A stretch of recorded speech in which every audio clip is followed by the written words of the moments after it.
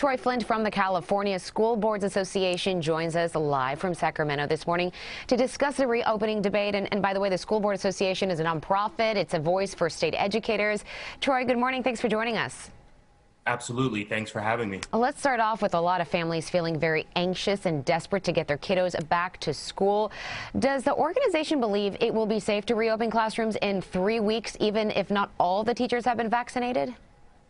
This is a very local issue, and that determination needs to be made by what precautions and safety measures the district is capable of putting in place, an assessment of what the community spread is, and also taking the temperature of the community to see what their opinion is. And of course, also a byproduct of collective bargaining with the unions in that particular district. But if those elements are in place and the district is prepared to meet the health guidelines, then they should feel empowered to resume in-person instruction. And Troy, we know under this plan that school districts get a financial incentive to reopen. Do you feel like districts and the higher level administrators are going to feel rushed to get kids and teachers back onto campuses?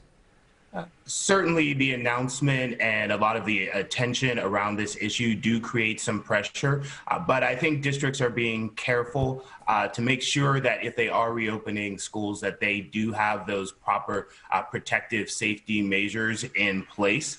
I think the key factor that is causing more districts to reopen over the past several weeks or to make plans to open in the upcoming weeks is the increased availability of vaccines and the fact that the community spread is decreasing in most parts of the state.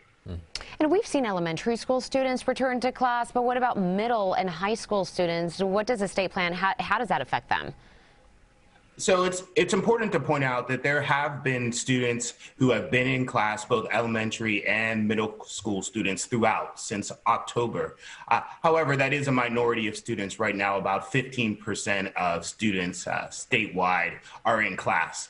And you'll see more students, more of the older students go back to school as districts move from purple to red. But really, this plan is based on phasing in elementary school students first, as well as high-need students, low-income students, English learners, students with disabilities, and homeless and foster youth are prioritized for funding and for getting back in the classroom first, because those students have been disproportionately affected. Yeah. And Troy, the kids might want to cover up their ears for this next question, but we know that parents are certainly interested. Do you think the school year will be extended through the summer so that students can catch up? So this plan does include about $4.5 billion for what's called extended learning. That could be used in a variety of ways to support kids, outside of what has been the normal school year or the normal school day structure.